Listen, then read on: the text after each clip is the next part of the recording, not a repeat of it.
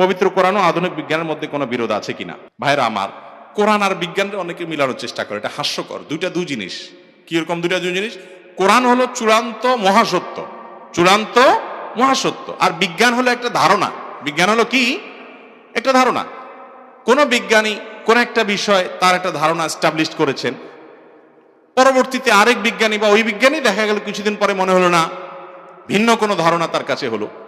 অতএব এটা তো পরিবর্তনশীল একটা বিষয়, ধারণা মাত্র।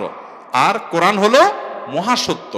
যদি বিজ্ঞানের কোন থিওরি কোরআনের সাথে সাংঘর্ষিক হয়, তাহলে এই বিজ্ঞান একদিন হয় কোরআনের সত্য এটাকে উদ্ঘাটন করতে সক্ষম হবে, আর যদি না হয় তাহলে সেটা মানুষের বা বিজ্ঞান নিয়ে যারা গবেষণা করে তাদের গবেষণার ত্রুটি, ঘাটতি।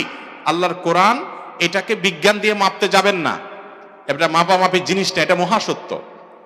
বহু জিনিস কোরআনে বলেছে। আচ্ছা, একটা জিনিস বলেন তো, 1450 বছর আগে যখন কোরআন নাজিল হয়েছে, এই কোরআনে যে বলা হয়েছে বান্দার সমস্ত আমল লিপিবদ্ধ করা হয়, আল্লাহ তাআলা সব হাজির করবেন কিয়ামতের ময়দানে, তখন অডিও, ভিডিও, টেলিভিশন কিছুই ছিল না। মানুষ বুঝতে পারছে তখনকার মানুষ তো অস্বীকার করার কথা যে আরে এটা অবৈজ্ঞানিক। কিন্তু একসময় বিজ্ঞান এমন এমন আবিষ্কার করছে, তখন এগুলো যে সম্ভব, বরং মহাসম্ভব, সেটা বোঝা যাচ্ছে কি যাচ্ছে না বলেন?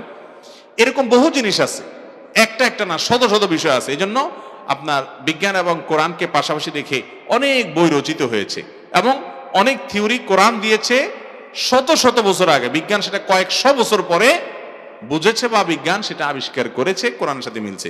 যেগুলা মিলে নাই সেগুলা বিজ্ঞানে এক সময় আপনার বিজ্ঞানের কোনো গবেষণা থেকে হয় মিলবে, আর না যদি না মিলে সেটা বিজ্ঞানের গবেষণার ক্ষেত্রে বিজ্ঞানীদের ত্রুটি বা ঘাটতি বলতে পারেন। কিন্তু কোরআনের সাথে বিজ্ঞানের কোনো তুলনা চলে না।